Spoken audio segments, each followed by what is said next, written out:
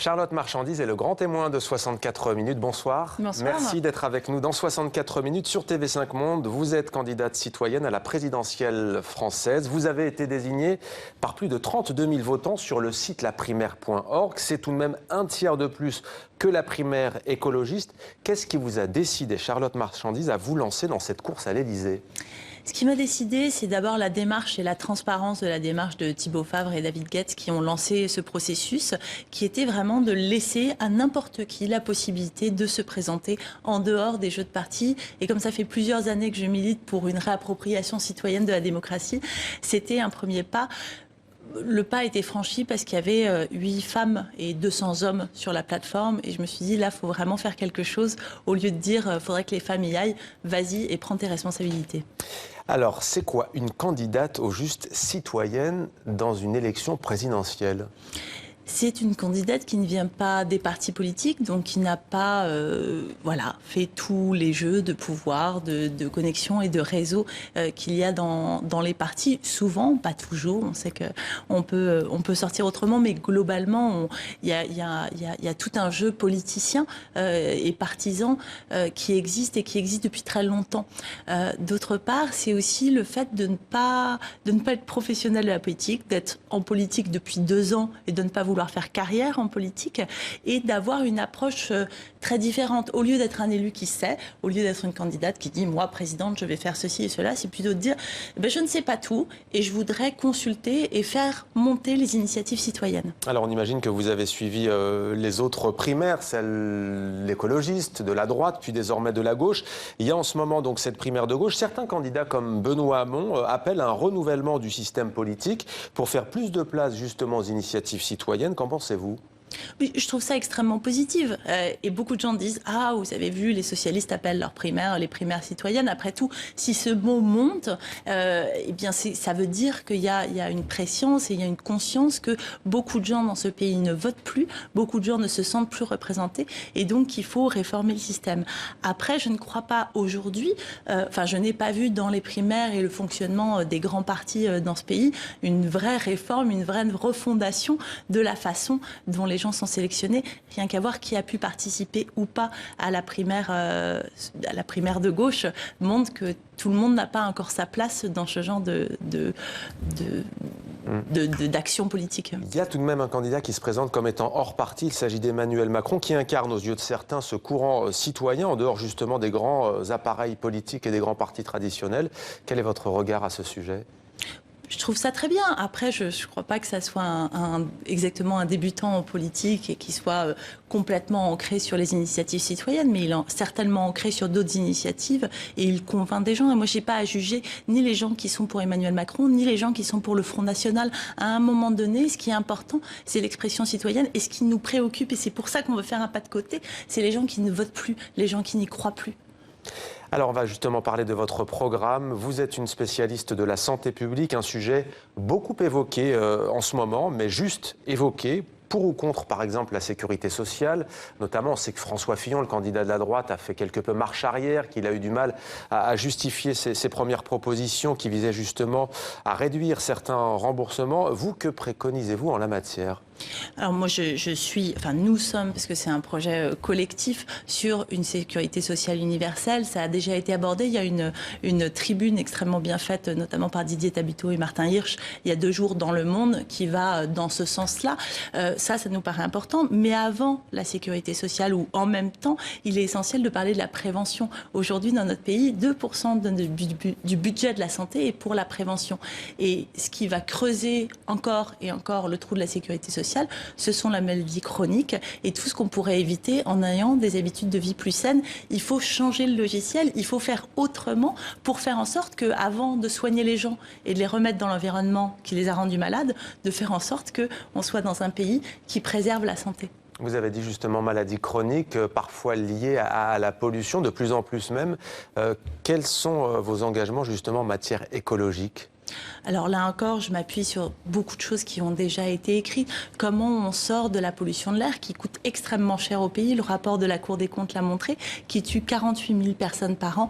Il va falloir une vraie décision politique très forte Pour ça, on le fait localement, on laisse les citoyens comprendre beaucoup mieux la question de la pollution de l'air, arrêter de dire que ça vient de l'Allemagne et des centrales au charbon, montrer que c'est quotidien et leur donner les outils de changer. On ne peut pas dire aux gens, il faut faire du vélo, quand ils ne savent pas toujours faire du vélo, quand ils n'ont pas de vélo et quand il n'y a pas de piste cyclable sécurisée en bas de chez eux. Donc il faut une politique d'aménagement volontariste. Il faut surtout demander aux habitants qu'est-ce qui leur manque pour changer leurs habitudes.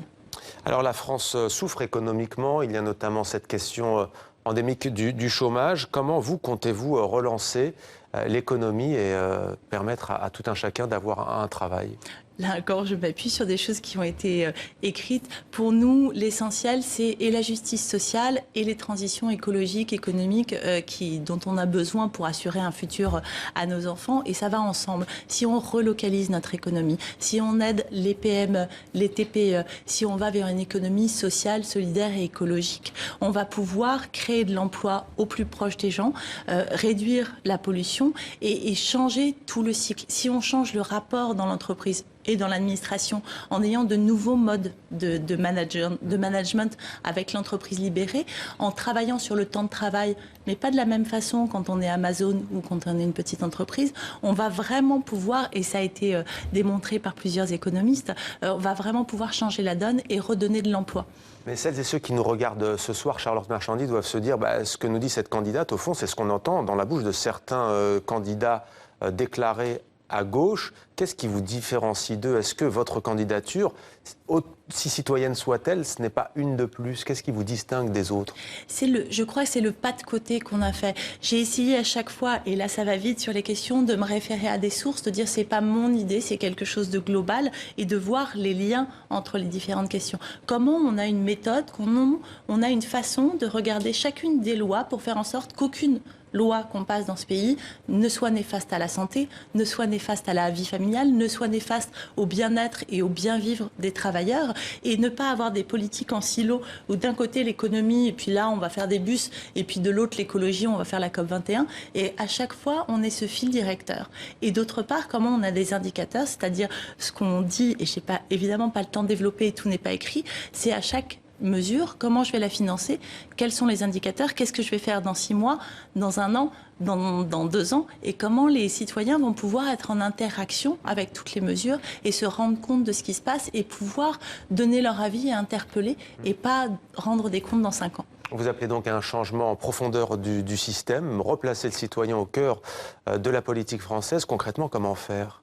Concrètement, notre première mesure, et au fond, au départ, je ne voulais faire campagne que là-dessus, c'est d'appeler à une assemblée constituante pour aller vers une 6e République ou autre chose, une première démocratie durable, en accompagnant les habitants, comme le système du tirage au sort sur les jurés d'assises, qui marche extrêmement bien, en leur donnant les moyens de s'investir, de comprendre la Constitution, de dire de quoi ils ont besoin et de pouvoir comprendre, d'échanger avec des juristes, avec différentes personnes et d'écrire une Constitution ensemble qui changerait ce rapport, qui changerait d'un président d'une 5e République omniscient vivant dans un palais vers une démocratie beaucoup plus représentative et même délibérative, où on ne dit pas « êtes-vous d'accord avec ce que je fais? Oui, non », mais plutôt quelles sont vos questions et quelles sont les propositions que vous faites par votre expérience pour améliorer les choses. Une constituante en pleine crise économique, vous pensez que c'est possible? Je pense que c'est nécessaire. La crise est démocratique et si on travaille sur la crise démocratique, si on travaille sur l'implication de tous, on pourra travailler et sur la crise économique et sur la crise écologique. Alors interpeller le système sans en faire une critique populiste et attiser encore les clivages gauche-droite, c'est aussi quelque chose qui vous tient à cœur. Comment éviter l'écueil ? Alors, on essaye, hein, c'est de l'essai quotidien. Ceci dit, sur le territoire, moi je travaille dans une mairie socialiste au sein d'un groupe écologiste depuis 2 ans. En Bretagne ? En Bretagne, à Rennes. Je suis élue d'un réseau national avec 85 villes. Dans mon conseil d'administration, il y a des élus de droite et de gauche et on travaille très bien ensemble. Les clivages gauche-droite, ils ne se voient pas quand on a l'intérêt général au centre. Il y a quelques sujets clivants, mais globalement, améliorer la qualité de vie des Français, c'est la volonté de tout le monde. Et quand on met ça en priorité, on travaille bien ensemble. Il y a quelques sujets sur lesquels on peut construire des désaccords, mais les désaccords peuvent être féconds. Ils ne sont pas toujours clivants pour se positionner. On peut travailler avec ça. Vous parlez de sujets clivants. Il y en a un qui divise la société française depuis des années maintenant. C'est celui du sort des migrants. En Bretagne, il y a beaucoup d'initiatives justement citoyennes de solidarité qui parfois justement sont là pour parer au manquement des actions officielles et gouvernementales. Quelle est votre politique en la matière et que prônez-vous ? Alors, la valeur qui nous rassemble, c'est l'humanisme. Et encore une fois, je ne crois pas que l'humanisme soit l'apanage de la gauche. En revanche, évidemment, qu'on continue à laisser mourir des milliers de gens en Méditerranée, ça me paraît absolument sidérant. Et c'est notre humanité qui se noie en Méditerranée. Donc, évidemment, il faut travailler sur l'accueil des migrants, il faut travailler sur leur santé, il faut travailler sur le respect de leurs droits, parce qu'ils apportent une force économique au pays, ils apportent une diversité culturelle. Et on ne fait pas notre part, on est très très loin de faire notre part. Alors, promouvoir la démocratie participative, c'est donc ce que vous prônez.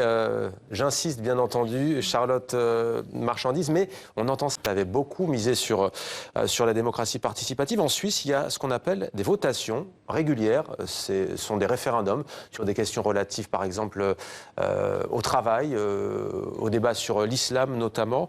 Faut-il adopter, selon vous, ce système en France ? Alors, déjà, pour redire, moi, je suis pour la démocratie délibérative, plus que participative. Il s'agit plus de se mettre devant et dire voilà, je vous laisse une petite part de participation. Ouais. Il s'agit de vraiment lâcher le pouvoir, de vraiment donner aux gens la possibilité de poser leurs propres questions et de faire leurs propres suggestions et non pas de dire oui non à quelque chose que les décideurs auraient proposé. Et là, ça se passe déjà. Partout dans le pays, il y a des initiatives locales dans les villes où il y a de la démocratie délibérative, où les gens sont réellement acteurs des décisions qui les concernent. La Suisse est assez exceptionnelle, effectivement, par rapport aux votations, mais aussi par rapport au statut de l'élu. Tant qu'on a, dans notre pays, 80% des élus qui cumulent des mandats, tant qu'on a toute une série de pantouflages et de gens qui vont de ci, de là et qui sont parfois élus et ensuite dans une grande banque... Vous avez beaucoup critiqué notamment le cas Le Drian, ministre de la Défense. Moi, le président, je l'ai beaucoup critiqué parce que le président s'est engagé à ce que les ministres ne cumulent pas et on l'a fait quand même. Et quand on me dit est-ce que tu peux être adjointe et candidate, je dis oui. Enfin alors, et posons-nous la question est-ce qu'on peut être ministre et président de région. Après, quelle est la place de l'élu? La question n'est pas Monsieur Le Drian ou aucun des élus qui cumulent. La question n'est pas de pointer les gens. La question est de dire comment notre système aujourd'hui ne permet pas à des élus de ne pas être professionnels, ne permet pas de s'engager et de retourner dans la vie active. Alors, il faut 500 parrainages pour être officiellement candidate à cette élection présidentielle. Où en êtes-vous? Alors, on en a une dizaine de sûrs. On a 80 à peu près personnes en contact à confirmer. Il y a des élus qui ont un peu peur de donner leur signature, qui disent « Oula, moi je ne sais pas ce qui peut se passer. Je ne sais pas ce qui est de la réalité ou de la peur fantasme. J'ai du mal à croire que des présidents de communautés de communes puissent faire pression. Donc je pense libérons les parrainages et ça permettra d'être réellement plus proche des citoyens. Merci beaucoup Charlotte Marchandise d'avoir répondu à nos questions dans 64 minutes sur TV5 Monde. Merci. Merci.